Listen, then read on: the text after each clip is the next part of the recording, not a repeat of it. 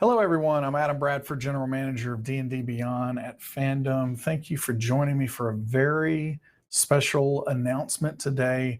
I'm going to do a very brief demo to show off some really cool functionality that we've been working on for a while.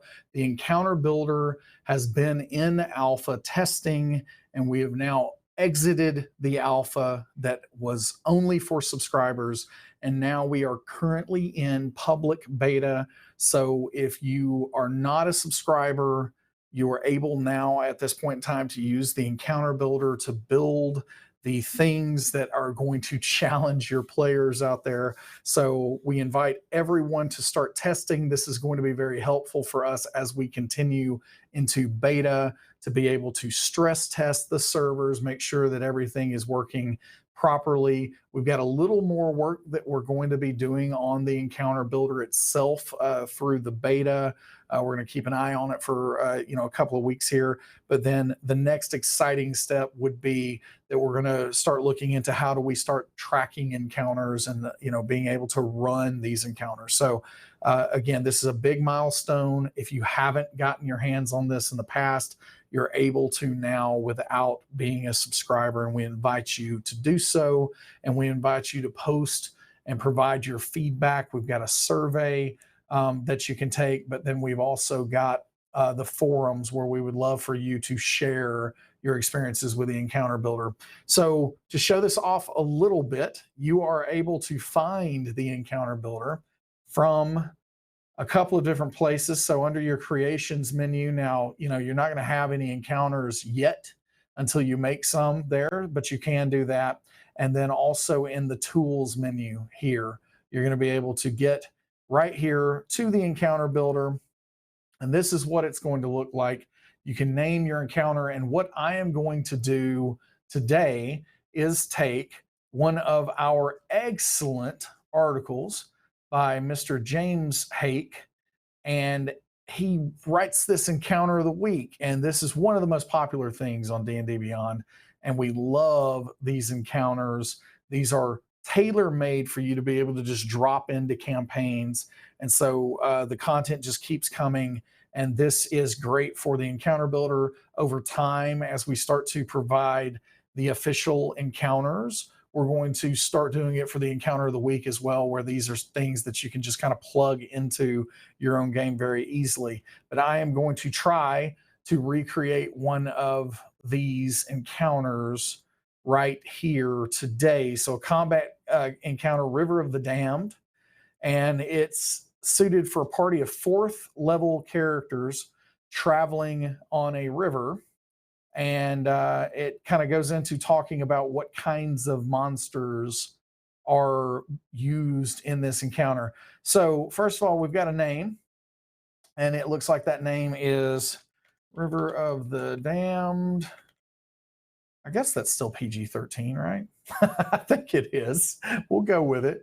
And it says that we've got our party of 4th level characters. So we're going to adjust this just a little bit to 4th level, and we are good to go there.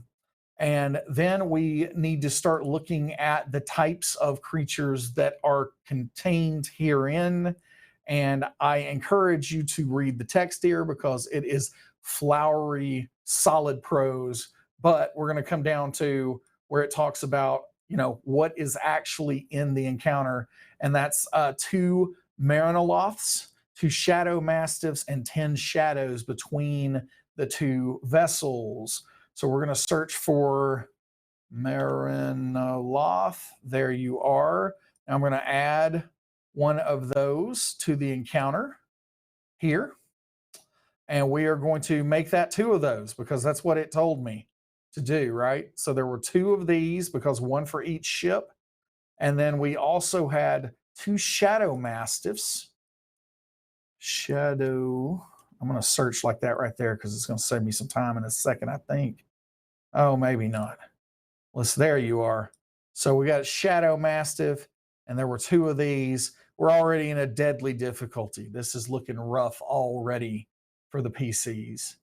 But Shadow Mastiff here, and then 10 shadows is what we got.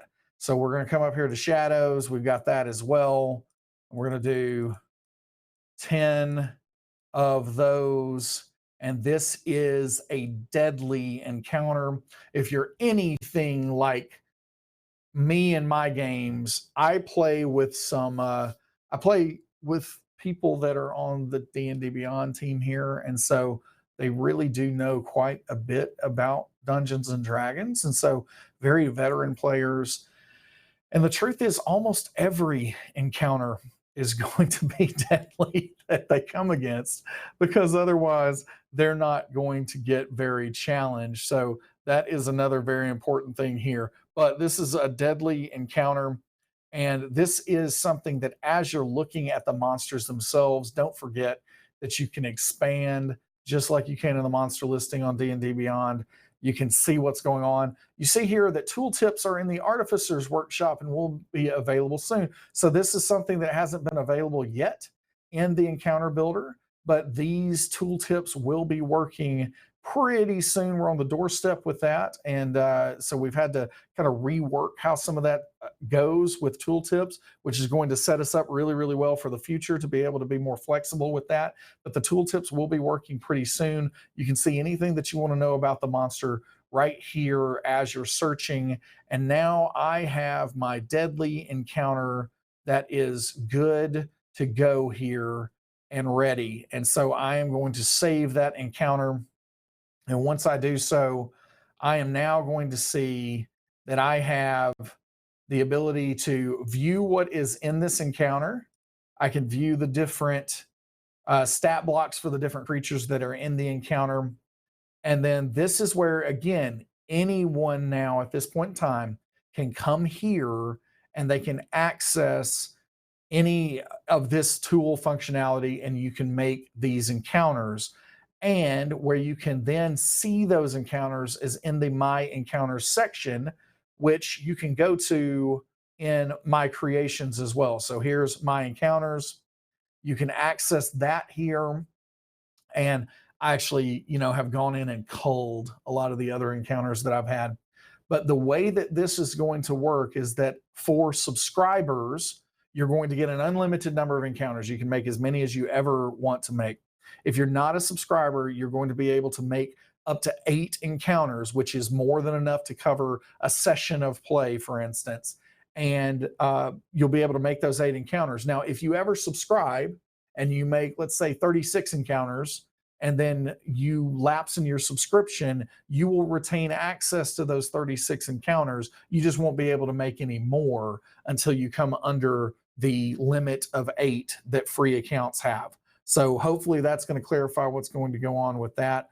But yes, you can use up to 8 encounters with a free account here. If you're a subscriber, you're going to, just like through the alpha, continue to have an unlimited number of encounters that you can have here in the My Encounters section. You can always go back to these encounters, and then you can view anything that you need to. We have an encounter description that obviously was a test here, but it is the most amazing encounter ever created, apparently.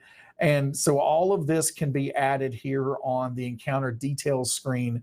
And then this hopefully is going to start to demonstrate what we're going to be moving towards in the future, where we're going to have a way for you to see which creatures or monsters are involved in an encounter, which player characters are involved in an encounter, and the ability to track initiative and the ability to track hit points and conditions and so on. So all of that is the next evolution of what's going to be happening now that we have these encounters in place. So a couple of other things that are on the short list as well. We do want these encounters, after you create them, to be shareable with the rest of the community. So that's something that we are going to be looking into.